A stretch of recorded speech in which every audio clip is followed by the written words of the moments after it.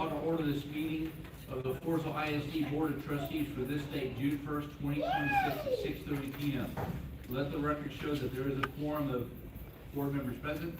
Myself, Stephen Shadrach, Dr. Lionel Martinez, Mr. Craig Neitz, Mr. Marshall Fleer, Dr. Joel Odom, and Mr. Taylor Showhouse.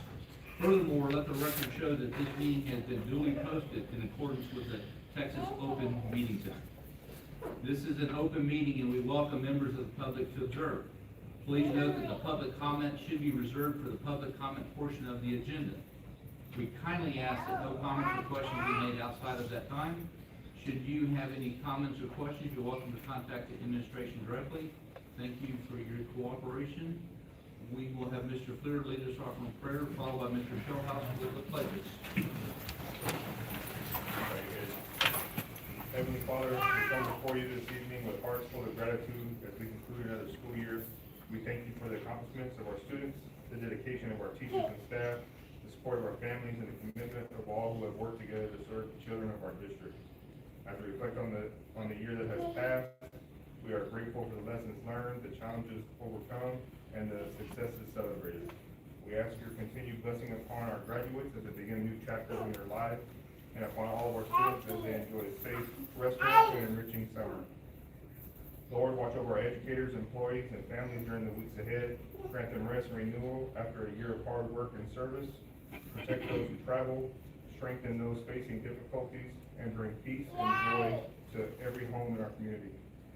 As a board, guide our discussions and decisions tonight with wisdom, integrity, and shared commitment to doing what is best for every student. As we look ahead to the beginning of the new school year in August, help us prepare the vision, purpose, and hope for our opportunities that lie before us. It's in your name we pray. Allegiance to the flag of the United States of America and to the republic for which it stands, one nation, under God, indivisible, with liberty and justice for all. Texas flag. I pledge allegiance to thee, Texas, one state, under God, one indivisible. Mr. Muse will now recite our FISD vision and mission statement. FISD vision and mission statements. The FISD vision statement is character, knowledge, confidence.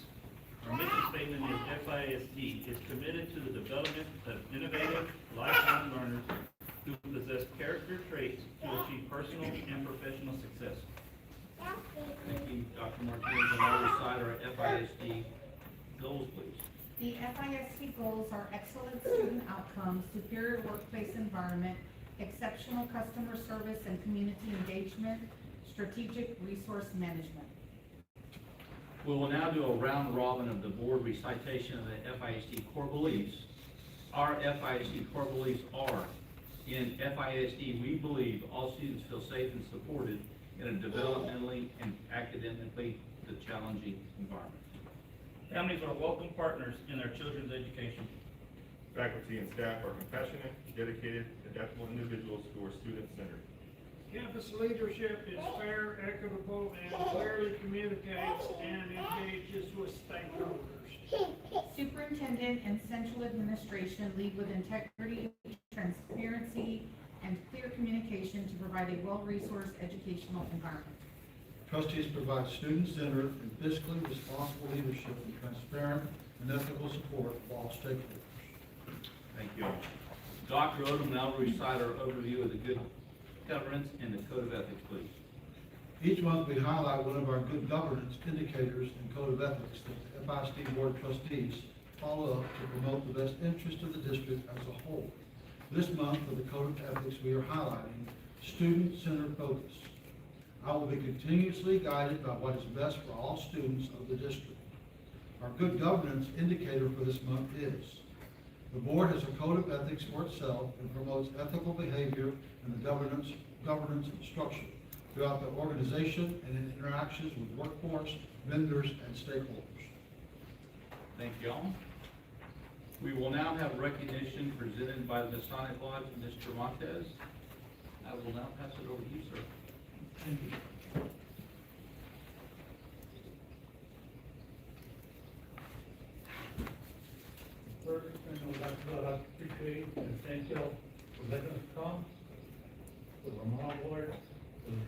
junior high kids, teacher appreciation, and practice teach, and recognize them all for the color that we give.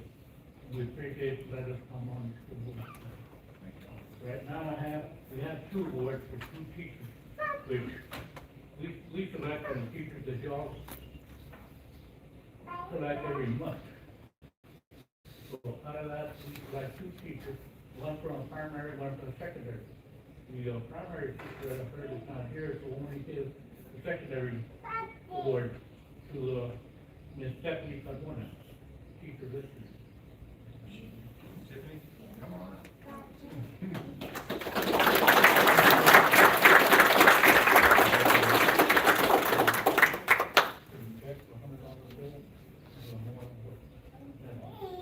He was the second elected president of the Republic. And he won the University of Texas. Thank you very much. And thank you very much.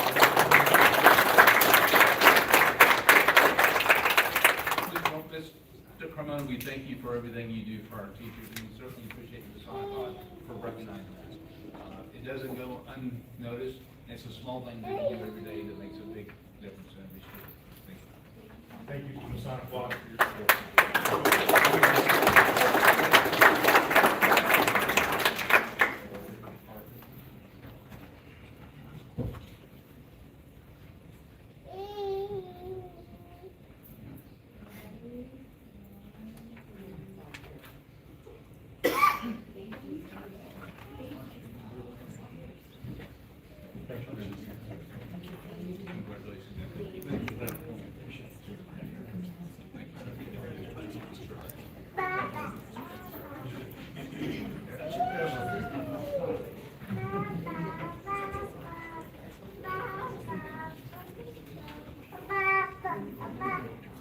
Next, we will have our baseball and softball academic all-state recognition. Coach Martinez. Yes, sir.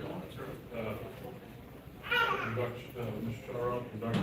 Bishop, I appreciate, I'm honored today and have the privilege to introduce you. I'm standing right here, y'all, you guys are the star of the show. You'll see me. Honored today to be able to recognize our softball and baseball team after a great season they had, long season. So they're our last sports group to get recognized for their academic all-state achievement. I couldn't be prouder of them, and I turn it over to Coach Trevino because ladies first always, right? Let softball go first, and then we'll do baseball. Big deal for allowing us to be here. We have 2 of our seniors. We have Gabby Castillo and then Josie Casey. Josie got second team academic all-state, and then Gabby got honorable mention academic all-state. A little bit about them. Josie, she's always been the mom of the team. She's been on varsity for 4 years. If Josie's there, we know the team can save him. So her leaving this year makes me a little nervous, but we know she's going to do great things. She is committed to play at California Intercontinental University to play softball. And then Gabby is going to Corpus State. So, starting this year, we did have a head coaching change. So we really wanted to push academics this year, just because we know that for most athletes than not, they're going to go to college just for school. So we want to make sure their grades are good, their GPA was high, and whenever you have seniors like them to buy into that and to achieve awards like this, it makes that process easy and just allows others to follow. So we're super proud of them, and we know they're going to do great things in college and but yeah, that's just me.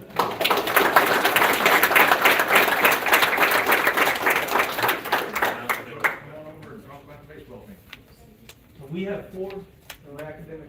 Oh, if you don't mind, boom, that with that camera.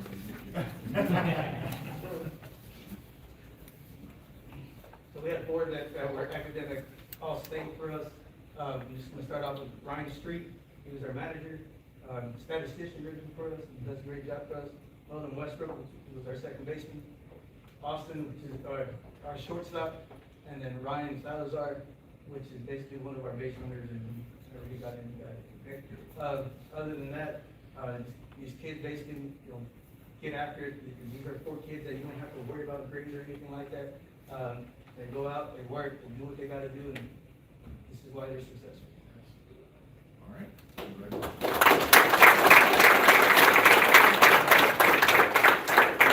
They got real quick up there. You have that?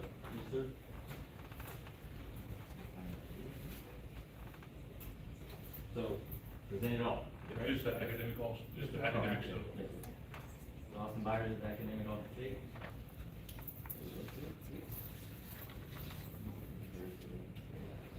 No, you're not that. You're in the back there. Okay, maybe you're right. 9th Street. There you go, sir. Nolan Westbrook. Academic all state, and then Ryan Tyler, academic all state. Go ahead. I know that, being recognized for academic all-star is a really big achievement. And it's a testimony to the hard work and persistence that you put into what you do every day. You know that it takes a lot of practice to go out there on the field and be ready for all the different plays and a lot of skill set that is involved in what you're doing. And the fact that you're able to maintain high grades at the same time is a testimony to just how successful you're gonna be on later in life. Are y'all seniors or you're all graduating? We wish you the best of luck, and we know that you've mastered the skills that you need to be a successful citizen, and we wish you luck, and hopefully some of you will come back and work with our program again in the future. Congratulations.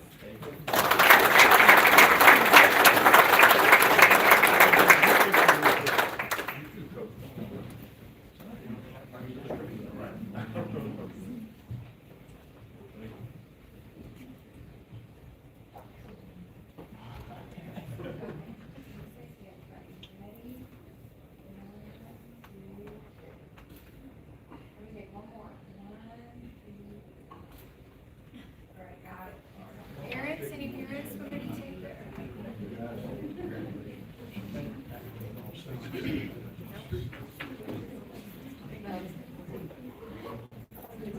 Ryan.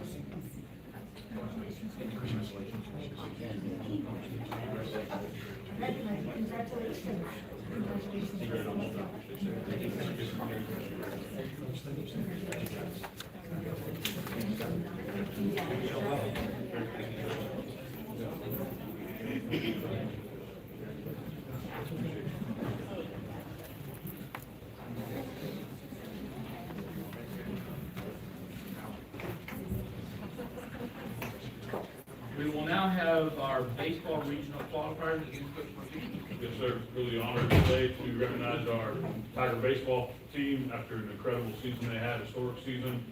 Really proud of them. I've watched these guys. Road, yeah, I'm up here. Small guys in the front.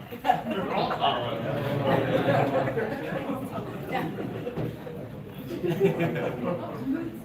You are not. Just really proud of these guys and what they were able to accomplish this year, watching these guys work, through the off-season, into the season, overcoming a lot of, adversity and different things. Just really proud of what they were able to achieve today, under our baseball staff's leadership. I'll turn it over to Coach Sal to talk about our team some more. Coach Sal comes over, I just want to say, these guys made it to the regional finals, which means they were in the top 8 in the state of Texas. I know typically we recognize kids in groups whenever they get to the state level, but particularly with team sports, whenever they get to the regional finals, that is something special. There's only 2 teams in the state of Texas that go to the finals. These guys are in the top 8, so that's why you're standing before us today. And it is not that they're all blonde, that's why they made it. They did all that once they got the playoffs. I just want to say congratulations. I'll turn it over to Coach Sal. Just want to say, this is a great group of kids to work with. For us, I mean, we went 15-0 from the second half of the district into the play. So that's something that's, I didn't even notice that till, we were done playing. I was like, we won 15 games in a row. Okay. So it's a testimony on how much they worked and got after and played well together. We have numerous of all district players. Go ahead and hand these out also. So we have Emmett Nettles, who was our second team all district third baseman.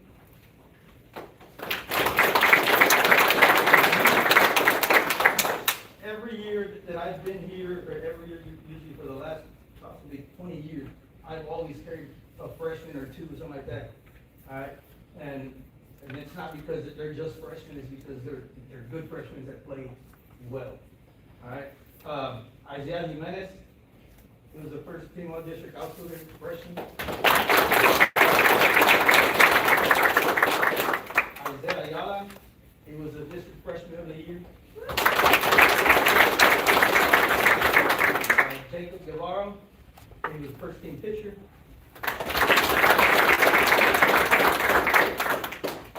Jaden Moreno, he was the first team all-district first baseman. Joe Nathan Garcia, second team all-district outfielder. Landon Muth, district sophomore of the year. Leighton Latka, district defensive MVP. And Madden Williamson.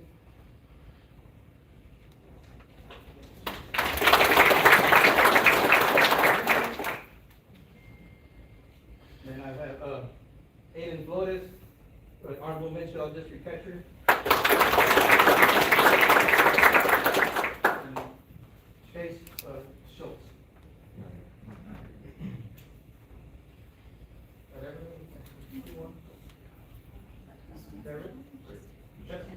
All right, and again, thank you for your support. Like I said before, this is a good group of kids. They work together well. Whenever they play together, they pretty get after it. All right.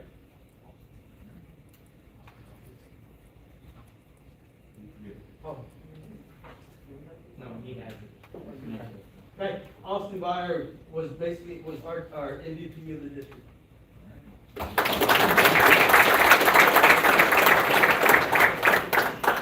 And that's it.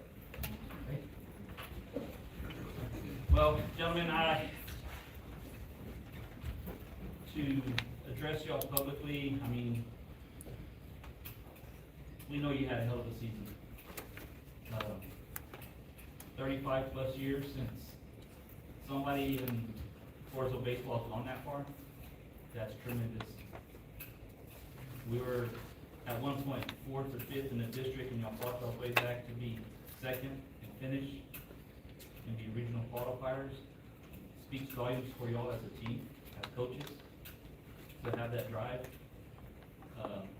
When it comes to life, y'all have done a hell of a job of representing yourself, the community, and FISD.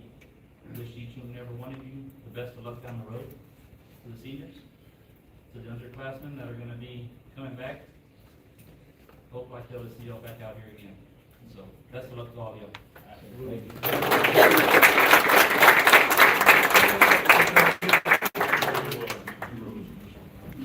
Team picture, come on now.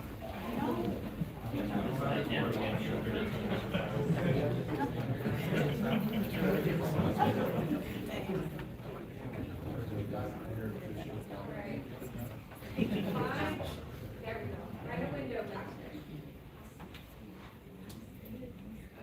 Take a couple of them, ready, 1, 2, 3. 1, 2, 3. Okay, don't move. Don't move, parents, come on up here and get a good picture if you want to.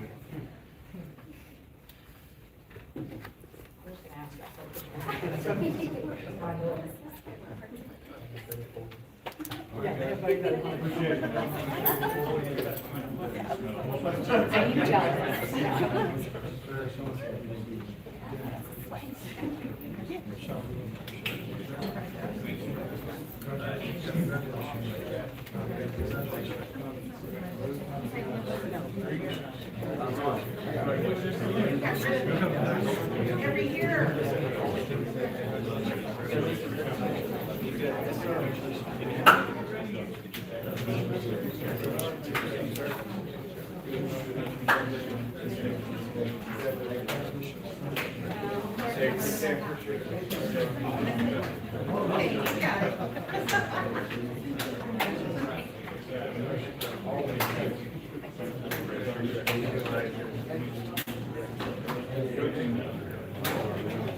Good.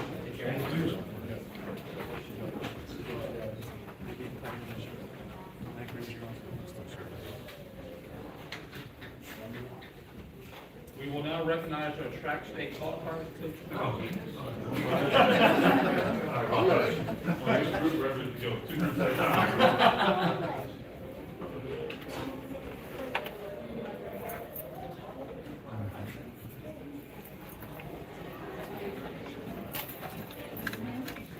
Right here. There you go. See you.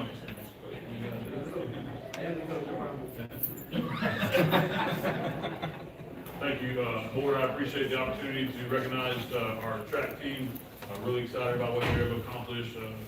While I'm really proud of our boys, and I'll let Coach speak on them, I just want to speak of Coach Rod and Coach Valdez and the job they do with our track program. They've done a tremendous job of building it from the ground up. You go to junior high practice or anything, those guys are out there with them, really doing a good job of building it the right way, and I couldn't be more proud of what they've been able to accomplish, and I look forward to what they do in the future. Coach Valdez.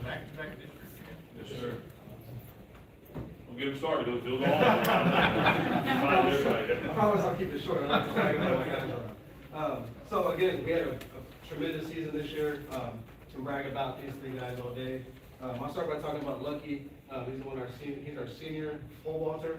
I don't know if you know a whole lot about pole vault, but it's pretty technical. It's one of the most technical that we have in track and field. And Lucky committed to his craft. I mean, he's the definition of perseverance. I mean, last year we were 14th at regionals. This year we turned around, he was 13 feet back. This year he is our school record holder in pole vault. He's 15 feet this year. We ended up, like I said, we were 14th at regionals last year. This year we vaulted in probably the most unrealistic conditions and the rain and the wind and everything. He still went out and got it. Ended up qualifying for state in that wild card spot. We were top 9 in the state. We ended up 6th overall, so we're top 6 in the state.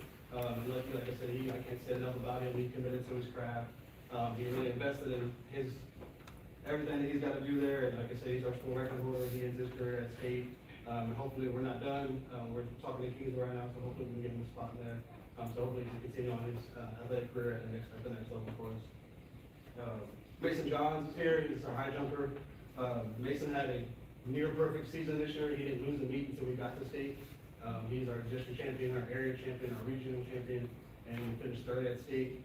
He also broke our triple jump record this year with 44 feet, which was also an exciting event to watch that district. More importantly, I bring Mason back. He's a junior, so we get another year with him. Hopefully we get him a new high jump fit so he can kind of excel. So Mason, like I said, I can't say enough about him. He talks the talk, he walks the walk, he shows up, and he does what he's supposed to. So love having Mason on our team. How high did you clear, Mason? 6'6".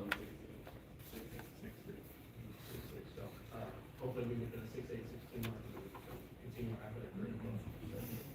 That's the plan. Trying to convert him to be a herbalist. And then Katie Cypress there at the end. Katie's a sophomore. I don't know if y'all heard Katie Cypress' name, but it's probably pretty familiar around here. If you don't, he's the definition of hype. I mean, Katie is the real deal. He's our district champion in the 800, the mile, and the 2 mile. He's our area champion in the mile, the 2 mile, the 800. He's a regional qualifier for the 800. We scratched in regionals to focus on the mile and the 2 mile. He broke his own record this year, or his own school record in the 32 this year. He was 3rd place at regionals in the 3200.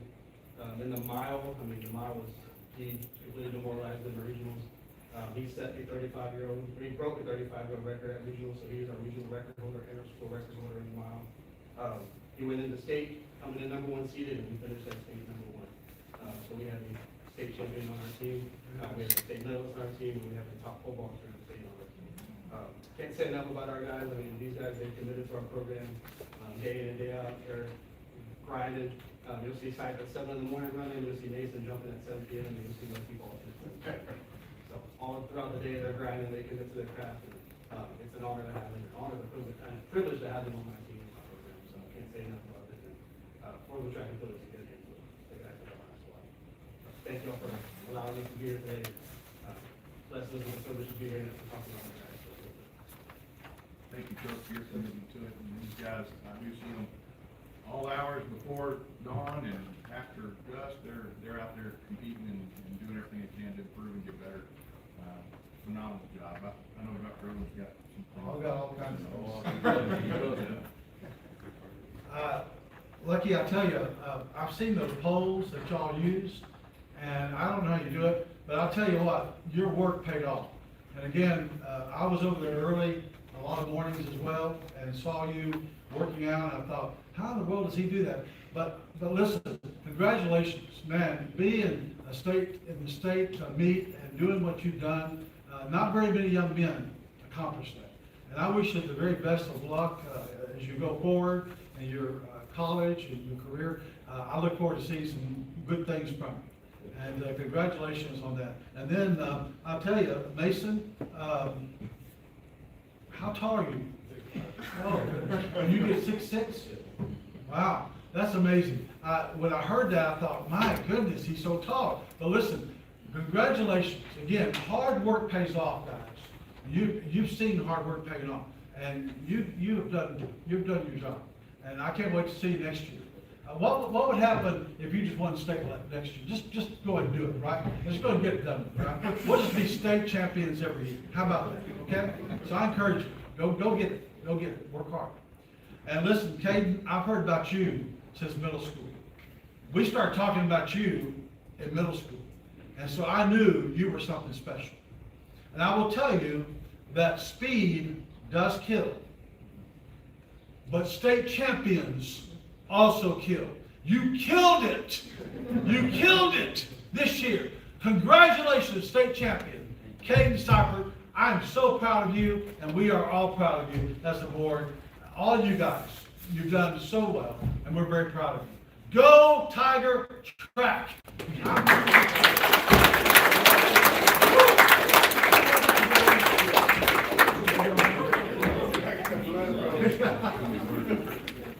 Yeah. I'll find it. I'll be over your left shoulder, you go. You need me to move over a little bit? Yeah. Okay, yeah. Okay, great. All right, ready? 1, 2, 3. Okay, so let me try one. You gotta find some windows here. We're still not finding the windows. You're good. I can put it on. Okay. Ready? 1, 2, 3. One more. 1, 2, 3. Got I it. want to say, parents, if you want to come up and take a picture in the middle, you're more than welcome.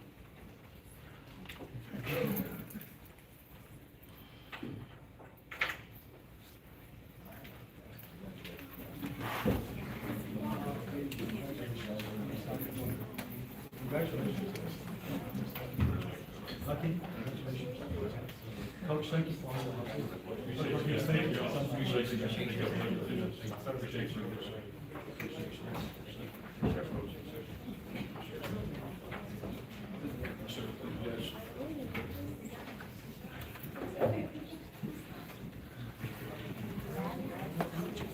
Last, we have the recognition to the Mighty Tiger Band State Solo Contest, Mr. McCarty. Mr. McCarty? Coming in.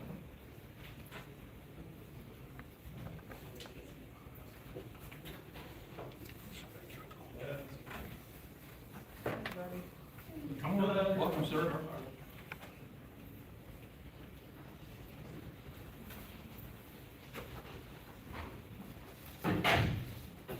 Thank you for having us. My name is Steve McCardle, Assistant Band Director at Floresville High School.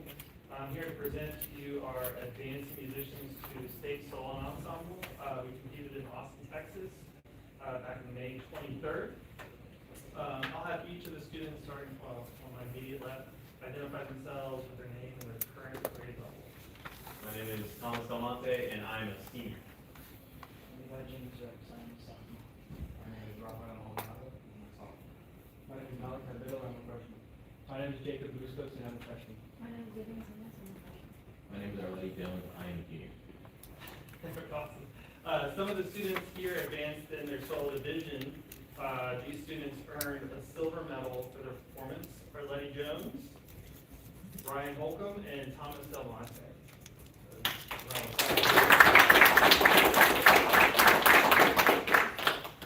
Two of our musicians here earned a gold medal for their performance, and they are Levi Rex and Raphael Maldonado.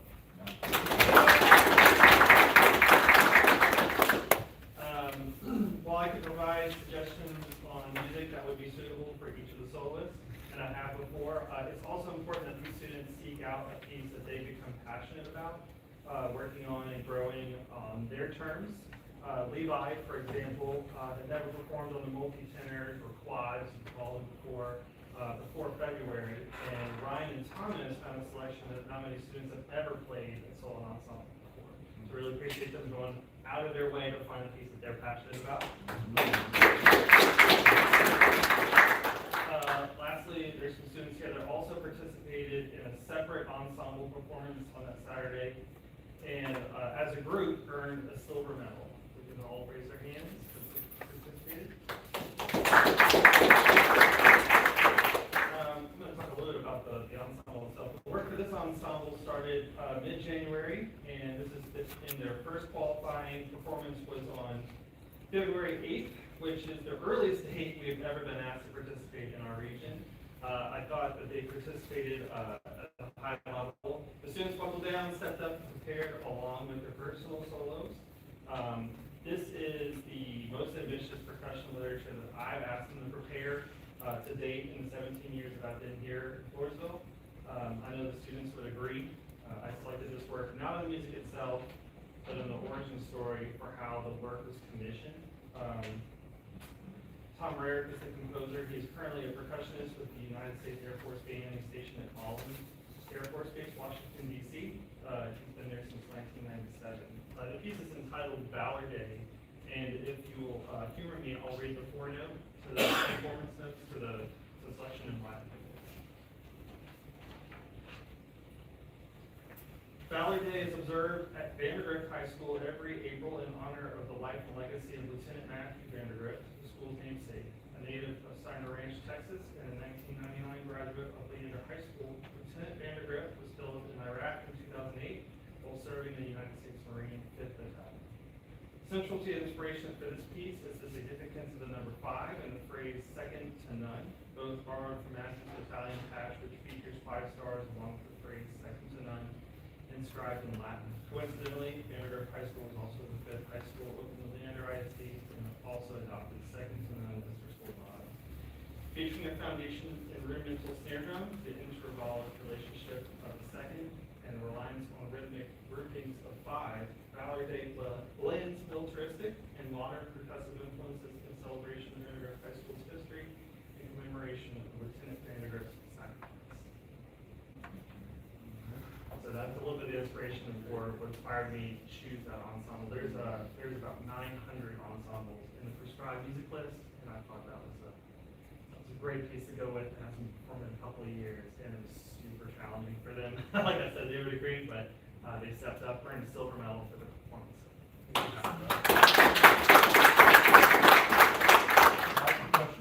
Yes, sir. Yeah. Yeah, I just want to say congratulations. You know, we're always excited to have our Mighty Tiger band here. You always represent us well. We know the countless hours and practice y'all put in. So we're really proud of y'all. Thank you for representing Floresville and making us look good all the time, because y'all always do. So we appreciate it. Congratulations.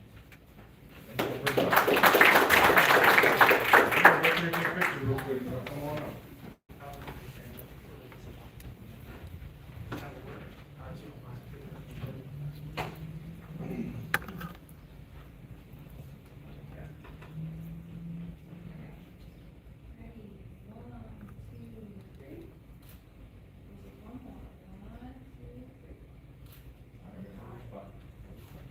Come on up.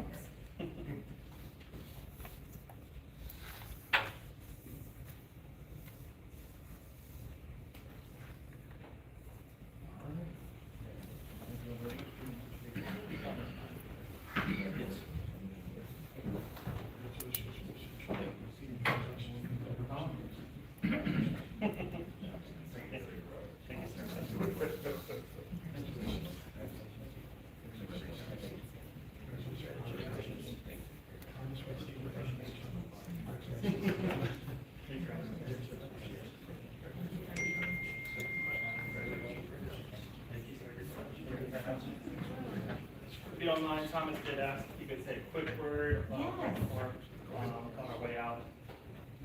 He said, yeah. Well, I will admit I did not have this prepared, but I had a sudden burst of inspiration hearing my instructor speak. I would just like to take a second to acknowledge how much work he has put in to everything to build us to the musicians we have been. My adventure with him started in 6th grade when I got here late, and he still took me in, and he allowed me to nurture my skills and build me to the musician I am today, and has inspired me to pursue my dream of being a music educator just as he is. So if we could please have a round of applause for Mr. McConnell.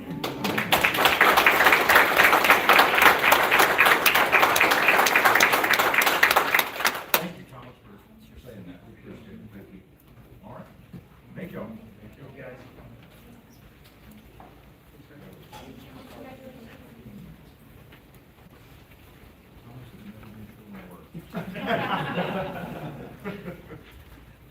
Ms. Petrie, do we have any public comment? Thank you, ma'am. We will now have the superintendent report by Dr. Stroud. Yes, board members, first of all, I want to congratulate the Floresville High School class of 2026. Graduation was a celebration of 286 graduates this year. It was really a great opportunity to celebrate with our families, our students, our community as a whole, to reaching the milestone that is graduation. So once again, good luck to them. We look forward to all the great things that they're going to do with the class of 2026. I included in your board packet at your desk is a list of student recognitions that we've had throughout the year. Throughout the year, we've recognized a total of 196 students. Not all of the students were able to come to our meetings for recognitions due to counts and numbers, but that's just a little piece of how great things are happening at Floresville High School with our kids. It was really great tonight. We've done recognitions for over 30 minutes now. It's really phenomenal to have them reach that standard that it takes for us to recognize them. We set that bar high, and also the importance we put on it as a board and a team of 8. So congratulations to all of them, and thank you as a board for allowing us to recognize them for their accomplishments. I'd also like at this time to take an opportunity to introduce our new full-time officer to the Floresville ISD Police Department, Officer Kevin Oates. If you don't mind, step over here so they can see you real quick. There you go. Officer Oates is coming to us with 28 years of experience. He not only brings a wealth of experience as an officer, but he's also a certified police instructor, an alert instructor. He's also certified in background investigator. He has a lot of other credentials as well that I didn't want to get into the list. But you may recognize Officer Oates. He's been a reserve officer for us for about 2 years, so you've probably seen him around at different events and activities. But he is now coming on with us full-time as a police officer and will be stationed here at the ECC. Is that correct, Chief? So, Officer Oates, welcome aboard. We appreciate you being here. Also like to take a moment to recognize our new principal for South Elementary, Miss Semanita Coco Pena. Stand up, Miss Pena. Recognize Miss Pena. She's currently a middle school assistant principal. She not only brings a wealth of experience and knowledge on curriculum instruction, but also as an AP, she's done an outstanding job of developing the operations side of the campus. So we really look forward to continue to move South forward. They've come a long way under Dr. Schluter, and no doubt you're going to keep them moving in the right direction. So we appreciate you, Ms. Pena.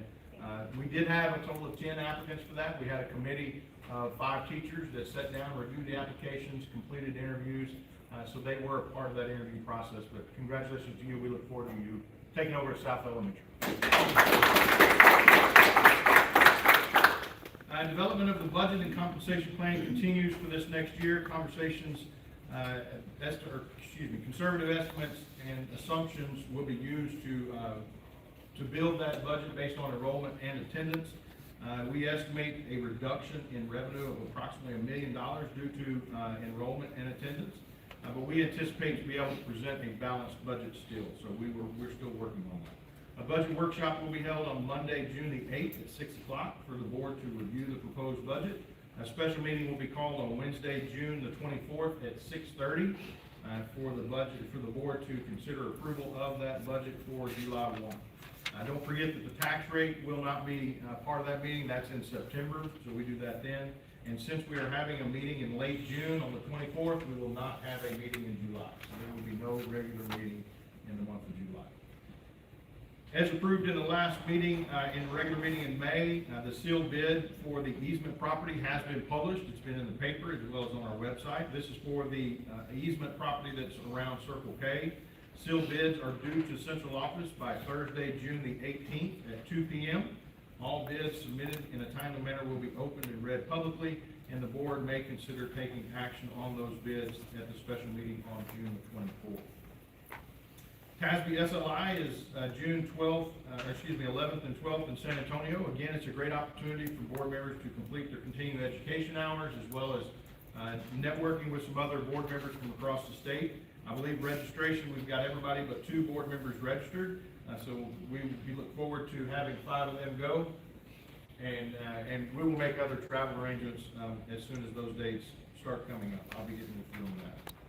Per policy DC local, beginning April 1st through August 31st, the board delegates the superintendent the authority to employ personnel contracts.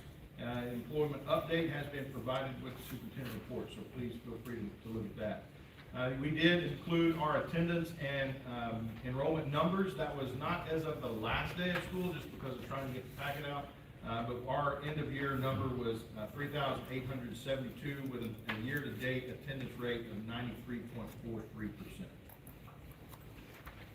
Are there any questions?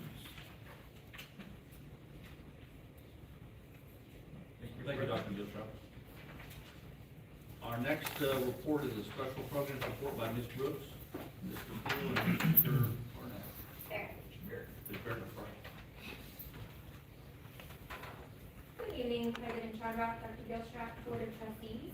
I'm delighted to turn it over to Ms. Tanya Castillo, who's done a great job keeping the pulse of our gifted and talented program, our bilingual program, as well as starting our early college high school. So you'll get to see some numbers on that. Followed by Mr. Barrett, the principal at the high school, is going to present some updates and some highlights from our CTE program at the high school.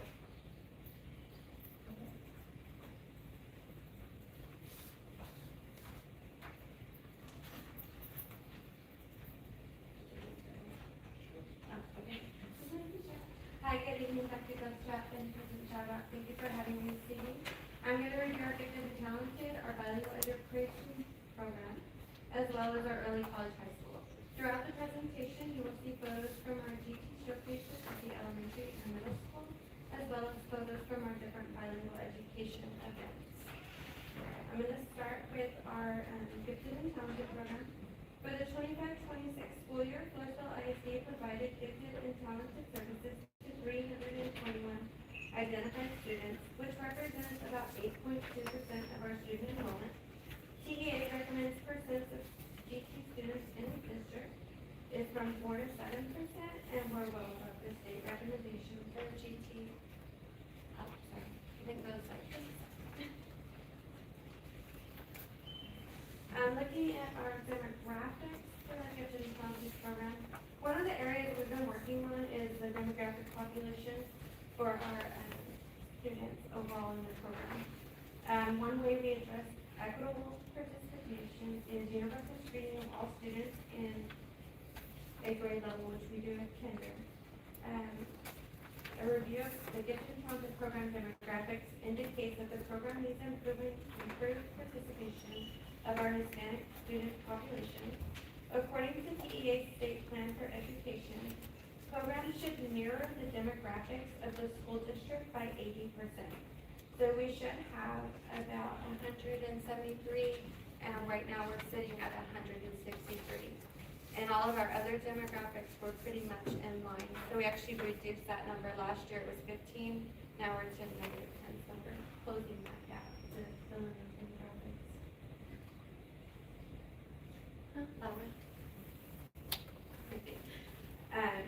Our process for identification as GT begins with every kindergarten student being screened. This is a critical component of any GT program to have universal screening. Students who score in the top 20% of a peer group are automatically referred for testing. Parent approval is required for testing. This chart shows the breakdown of the number of kindergarten students who were screened, tested, and identified. This year we identified 5 kindergarten students for GT services compared to last year we identified 11. So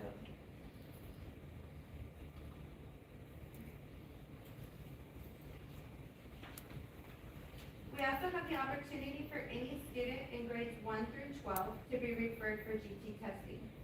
Referrals may be made by teachers, counselors, administrators, parents, the student, and/or other community members. This year, 73 students were referred for testing, with 16 being identified to receive GT services next year. This is compared to the 128 that we tested last year, with 23 being identified for services. So about 20% of the students that we are being referred are being identified for GT. Goals for the upcoming year is to offer a variety of learning experiences and opportunities for gifted and talented students in grades 8 through 12, and increase the number of teachers that are GT trained across the district.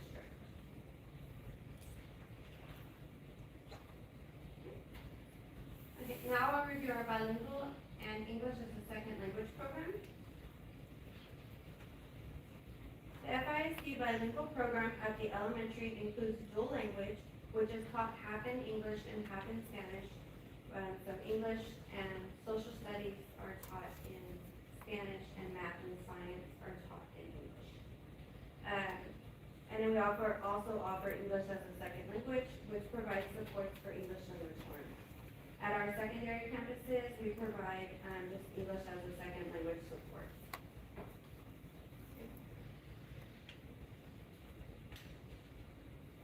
These are our current program numbers across the district.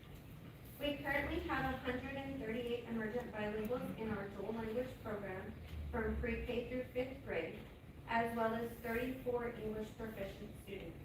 These are students who are learning Spanish through our dual language program, and 55 students receiving English as a second language support. At the secondary, we just have ESL with 81 students at the high school and 71 students at middle school. You will notice the coding of alternative ESL with 20 students at the high school. This coding is required since we have an ESL waiver at the high school due to high school teachers not having the appropriate ESL certification. We also have a few parent denials, which are students whose parents have opted out of services for their students. Emergent bilingual students do generate specific funding in Title III and the bilingual ESL allotment. Please note that parent denials do not generate funding. Title III are funds, are federal funds, and the bilingual ESL allotment are state funds, both of which are used to enhance instruction and help English learners and immigrant students attain English proficiency and develop high levels of academic achievement in English. This year we saw a slight increase in the number of emergent bilingual students. We went from 373 to 374. And then a decrease of 10 students from the year prior to. Our percentage of EBs in the district increased from 9.2% to 9.6%. I think that's because our enrollment numbers went down a little bit more, so our percentages went up. Some highlights from our programming: we have 14 students from our dual language program in elementary that receive high school credit for Spanish 1. So the student completes 5 years in dual language, they master their STAR test, they pass a Spanish proficiency assessment, they earn their high school Spanish 1 credit when they get out of 5th grade. So it gives them one enhancement there. We had 3 students participate in the Region 20 Spelling Bee after winning their campus level competitions. Region 20 provided support to our high school teachers who are currently on an ESL waiver and provided content-based language instruction and a review session to prep for the ESL exam. We have 4 middle school students and 4 high school students that are going to Closa, Austin. It's an academy designed to bring the democratic process to life of students by providing hands-on opportunities to examine the history and government of the state of Texas. This is the first year we've taken high school. Typically, we've taken middle school, but this year we've opened it up to high school. Finally, we have 55 students who may be eligible to reclassify as English proficient once we receive all our TELPAS and STAR results. Early college high school. Alright, I'd like to update you on our early college high school. So we started last year with our first cohort, is 2029, so our current freshmen. We had 72 applicants, we accepted 60. They all participated in dual credit for the fall and the spring this year. In the fall, we had 94% passing of dual credit, and in the spring, we had 93%. So it's really good. So we know we're gonna have some challenges and struggles, that's a huge percent of passing. Part of early college high school is we have those outcome-based measures that we have to meet. So in 5 years, for us to become a designated campus. So currently, our class of 2029 cohort, we're meeting all of our metrics for at-risk and eco-dis. We're also in line for emergent bilingual and our students with disabilities. Those are optional metrics, but we are in line. For our English 1 kids, 86% of our kids that are in early college high school have already passed their algebra 1 test. So that's awesome, because our benchmark is 70 and we are well above that. There's a few metrics that don't have any data, because those come later on when they take English 2 graduation rates. And then we also have our college readiness. So we have 31% of them completely TSI ready. And then 36 that are just math, TSI, and 37 that are English. So some kids that pass math, but not English and vice versa. Our upcoming cohort, we just accepted our 2030 cohort, our second cohort. We had an increase in applicants. We had 81 applicants this year. We did accept 60, so again, it is full. We've accepted everybody that we can. Looking at our current metrics of the incoming class, our at-risk numbers are in line. Eco-dis, they're spot on. And currently, that 8th graders coming up, we have 51% of them that have already passed algebra 1. So those 8th graders that are taking algebra in middle school. And then 3% are currently completely TSI ready. And then we had 14% that are math and then 3% reading. So the math coming out of middle school students. That's it. I will hand it over to Mr. Thank you, ma'am. Great results. And a quick update on the early college high school, 56% of those kids being economically disadvantaged. I mean, hats off to the people who've really been behind the scenes working on that. That's saving families money. 56% of our kids who may not have an opportunity to attend college, we now get that for Floresville high school. So it's a great opportunity. The success rate of 94%, 93%, and those are freshmen taking college level courses with a success rate like that. Very good. Couple of updates on CTE. So currently, we have our programs of study that we're offering. One of the new ones that we added this year for the first year was that construction trade. And you can see that one down here at the bottom, and we do have some data on the number of students that are sitting in that class here in a minute. We really work to kind of refine that program of study and make it more construction management focused. One of the highlights that I had on that, actually, Mr. Johnson is going this summer to get more industry certifications himself so that he can then teach the kids on those particular programs of study. So currently, this is what we're offering at Floresville High School, and we're going to talk about enrollment numbers for some of those programs. Over here in this far right column, you will see what our current course requests are for next year. When you look at those numbers, I've done the math and calculated, it's about 25% less than where we were at this year with those courses. A couple of things that attribute to that. First is our early college high school. We're rolling out 20% of our cohorts in that early college high school, so we're offering more pathways for those kids. So some kids are taking that early college high school route. Some kids are deciding to look and go towards that career route with our CTE programs of study. Also to clarify, that is based on course requests right now. We still have a handful of students who weren't here to submit their course requests. So we're calling those kids throughout the summer and trying to get those kids scheduled into classes. But there will be more kids sitting in those classes. A highlight from this screen, down there, the construction management that we just implemented this year, we actually increased to 67 course requests, so almost tripled those course requests, which means we're offering more sections of that class. It's growing, it's a healthy program of study right now, and so it's doing really well. If we look at our health science, that program, even though those numbers dipped a little bit, we have to remember that we offer principles of health science in middle school. So a lot of those students are already getting some of those credits And that's gonna create a little bit of a gap in how many are actually going to request at the high school level if they decide not to jump straight into medical terminology their freshman year. We have our IBC pass rates up here as well as the number of industry-based certifications that we have pushed out. One of the big indicators here, we see the number of IBCs attempted. I know this has been a question that we've talked about a little bit, where the number has dropped from 732 down to 528. A couple of things that that's attributed to. One was going away from the 5x5. On the 5x5, we were administering an entire course in the fall, so we were giving those IBCs in the fall and then turning around and giving them in the spring also to a whole new group of kids. So that's one thing that attributed to the number of tests that we've actually administered dropping down. The other piece of that is if we look at our IBCs earned and passing percentage, those numbers are up. That's one of the pieces that's causing us to have less IBCs attempted, because as those students are passing, we're not having to retest and retest and retest to try to get them to pass. So since our pass rates are higher, we're not having to administer as many IBCs, and we're still earning more. So that's been one of the focuses that we've had at the high school, is really aligning our curriculum with the industry-based certification so those kids are prepared for those tests and they're successful in that.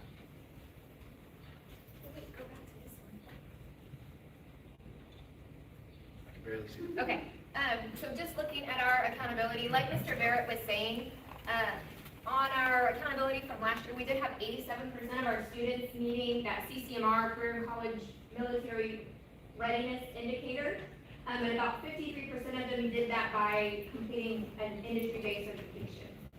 We are projecting we'll have about 92% from the 2020, had about 92% from the 2025 graduates, because this is lagging data, which would be an increase of about 5 percentage points. So it's another 15-ish kids who are now career and college ready based upon these actions. Huge increase in those IDCs, so you start to see, even though we're administering less, we're getting better at them. And so you start to see the kids are getting better. And then currently, like Mr. Barrett was saying, you might see a slight decrease in the amount of kids getting it through that IDC, but it's because they're getting it through dual credit classes. And so they're just choosing another pathway, because overall, we're still looking at a higher percentage of kids graduating ready for career and college readiness. These do have asterisks, they are projected, but we just wanted to highlight that. So, a little bit of my thunder there. One of the things that I wanted to talk about, when we get to the goals, and I mean, Ms. Brooks nailed it. Our goals, when we look at these, we're going to go back to the percentages here in a second. We have our goals at the end where we're talking specifically about what our CCMR goal is. And at the high school, one of our shifts in focus is we really pushed hard for, being career ready, or being college ready, or being military ready. Our shift in focus this year, and that we've talked about, is for them to be college and career, or military and college. So we're really looking at getting that CCMR point in multiple domains, because ultimately that means the kid is prepared for more options when they graduate. And obviously that results in CCMR outcome bonuses and things like that. That's been one of our shifts in focus. And so when we talk about that 94% CCMR, yes, we're looking at continuing to increase that number, and we've done so over the last couple of years, but we're trying to get kids with multiple opportunities when they graduate. So they can go the career path, or they can go the college path once they get to that. And so that's one of the shifts in focus that we've really pushed towards, and that's part of that early college high school plan. Looking at our passing percentages, one thing I want to point out, yes, we have a lot of green there. We've increased our passing percentages in almost every one of our industry-based certifications that we're administering. The ones that have declined a little bit, we've tested more students in those areas. And since we're testing more students, we are getting some that are coming through and not successful in those attempts. Some of those, like specifically the digital communications, that Adobe Premiere Pro is a very, very difficult industry-based certification. Our teachers are doing a great job teaching and getting those kids prepared for it. It's a hard test. I've seen the test. It's very difficult. But one of the things that I was really proud of was specifically our, I don't see it up here, our health science program of study. Our health science program of study had almost 100% pass rate on that. The difficult test was which one? The Adobe Premiere. The Adobe Premiere is a very difficult test. Adobe and Adobe Photoshop. Both of those are very difficult tests. Those are the ones that we're kind of struggling with those passing percentages. Here we go. So one of the ones that I was really proud of was our health science sitting at 100%. That's huge when we talk about the amount of students who have taken that, amount of students that are in that program of study. And those ladies work exceptionally hard to get those kids prepared. We did have a handful of kids who retested a second time and passed it their second time, which is why that percentage looks like that. On top of our IBCs that we've talked about in our programs of study, we also have several organizations within our CTE programs that students are competing on. This would be things like our CTSOs for FFA, where they have reached the state level in multiple different categories. Our ACE race team that we've implemented, which we actually went up to 2 cars this year. So we're getting more interest in that, more students involved in that. And then our TAPI program that is going to nationals, and that's going to be on one of our celebrations here in a minute as well. Those are a couple of the highlights there.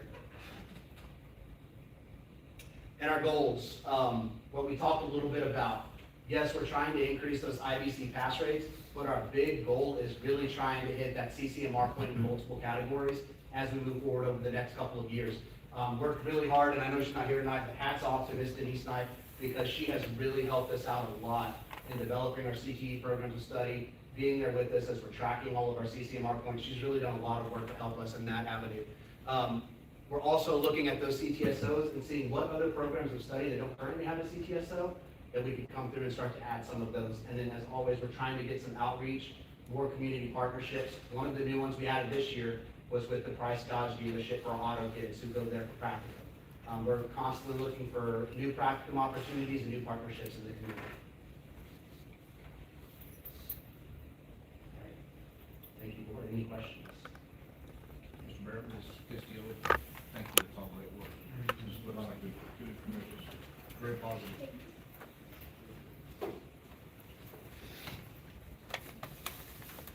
Next on the agenda is item number 5, the consent agenda by Dr. Bilstra. Board members, we have typical consent agenda with minutes from prior meetings as well as financial statements. If there's no other questions, administration recommends the board approve the consent agenda as presented. Mr. President, I'd like to make the motion to accept the administration's recommendation to approve the consent agenda. We have a motion by Dr. Odom and a second by Mr. Mutes. Any further discussion on the motion? Show of hands in favor? 6-0. Thank you all. Now we will consider approval of resolution regarding the Wilson County appraisal facility project. I think Ms. I'll start, and then I'll bring Mr. this Shore up. is going to take the podium, and then we'll pass it on. Thank you, Mr. Shore.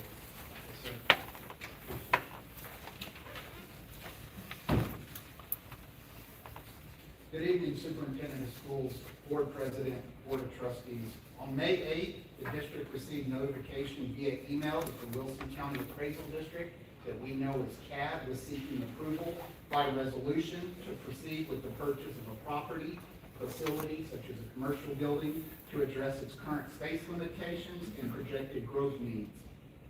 In addition, district administration met with one board member, Mr. Sunday, and the CAD chief appraiser, Ms. Coldaway, during a finance committee meeting where they presented information regarding the proposed acquisition.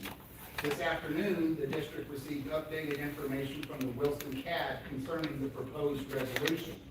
The Wilson CAD has posted a meeting for Thursday, June 4th, to consider rescinding or amending the resolution related to the facility purchase. Based on feedback received from its taxing entities, Wilson CAD has indicated it intends to take additional time to evaluate the potential acquisition of this facility or consider alternative options at a later date.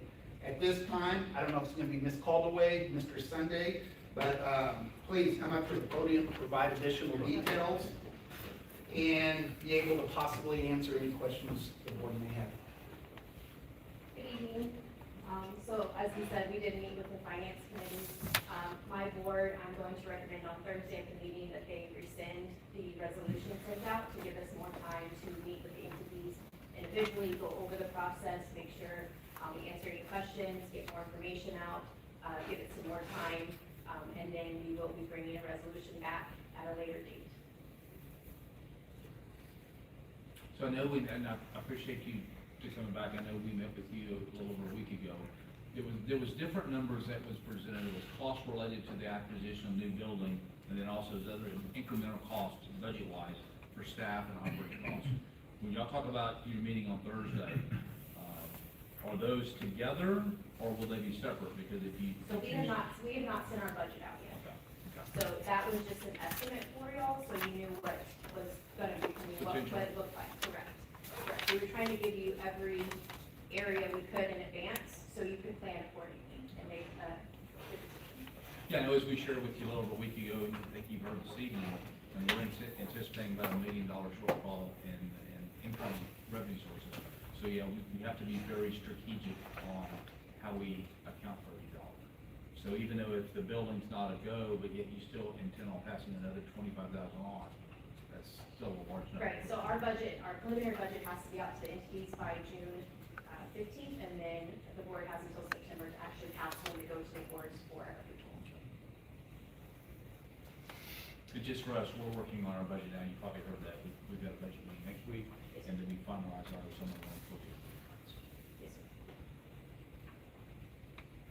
Board members, do you have any other further questions for Ms. I Hall? just want to say, Ms. Colway, thank you for all your hard work, that you had, and, this was, the timing as well as with the mouse and everything else, I think, y'all getting some of that feedback back, but, just want to thank you for your hard work, and Mr. Sunday, the board as well.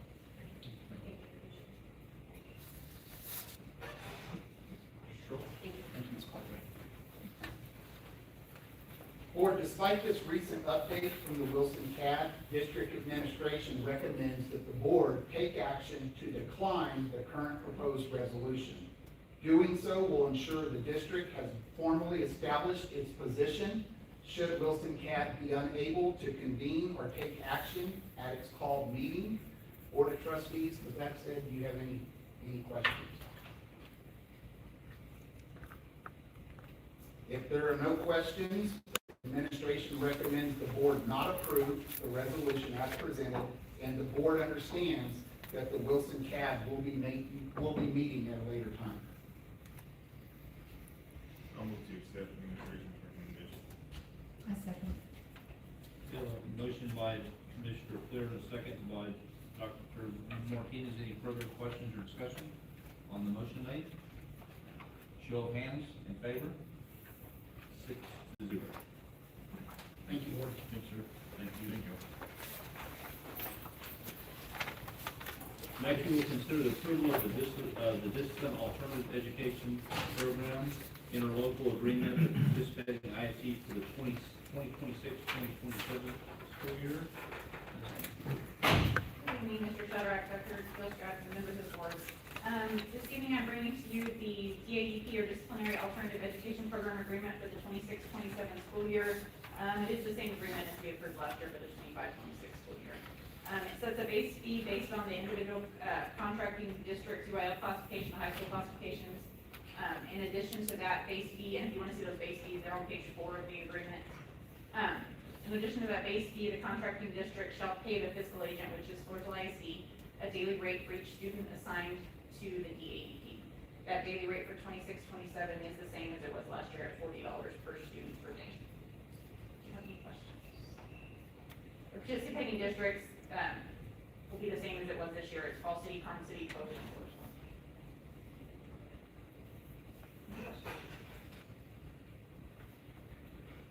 If there are no questions, then administration recommends the board approve the Disciplinary Alternative Education Program, or DAEP, interlocal agreement with Fall City, Carm City, Poth, and Poth ISD for the 26-27 school year as presented. I'm going to accept the administration recommendation. I second. We have a motion by Mr. Muse and a second by Dr. Martinez. Any further discussion on the motion made? Show of hands in favor? 6-0. Thank you. Thank you. We will now consider the approval of the option. What's that?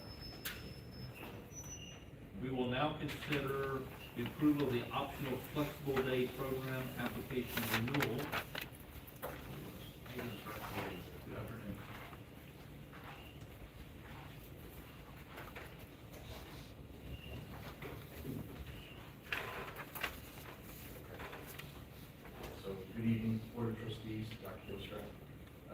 the opportunity to share a brief update on the FAST program that we wrapped up our third year, highlight student progress, program impact, and plans for next year.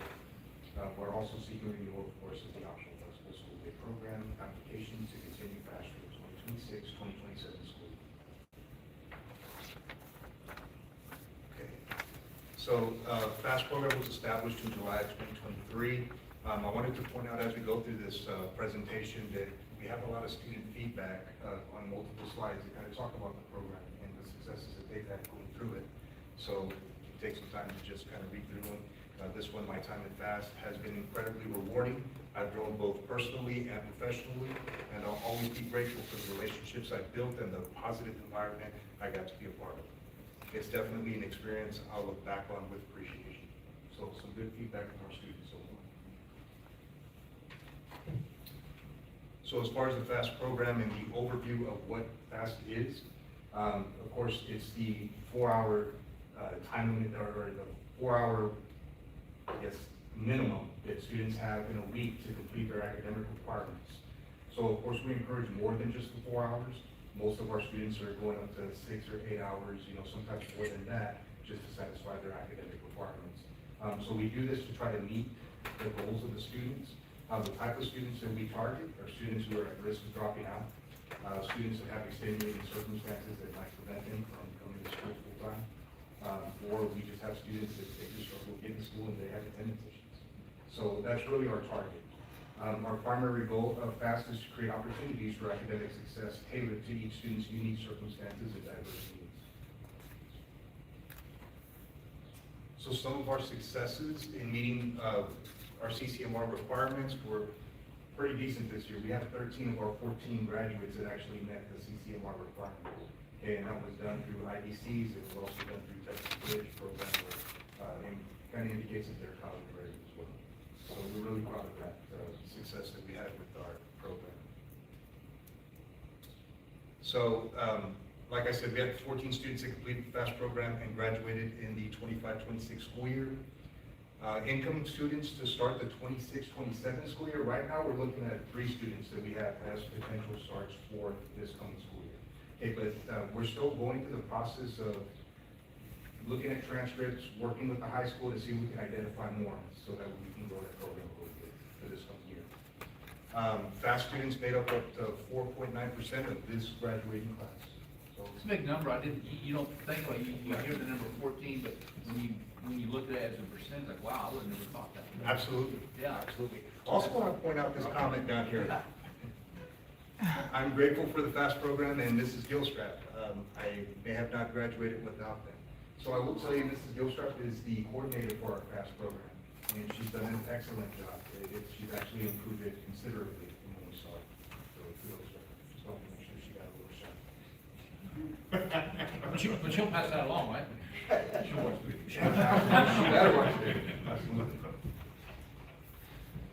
So our overview and our 3-year comparison, what we had go on at FAST. When we started at 23 and 24, we had 13 students that enrolled and we had 11 graduate.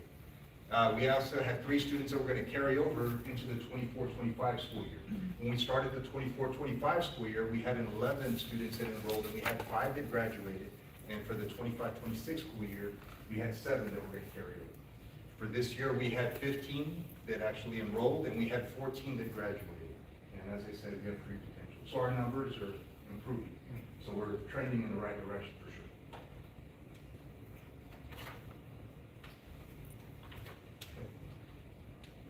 So what's new for FAST this coming year? So we have an informational video that's being created right now that's going to go out to the assistant principals and the high school counselors, so that way they can facilitate that video down to students that are potentials and their families, so they can get some general information about FAST. Also, we've updated the application. We've taken out some of the verbiage, just updated it, some things that we didn't need, made it a little bit easier for the students to get through the application process. And of course, the last thing that we have, this one I'm really excited about. So every 9 weeks, we're going to have some kind of like checklist or assessment that we're going to do with the students to make sure they're reaching their targeted academic goals. And we're going to encourage them to, get a little bit better, you know, try to make sure they come in a little bit more often.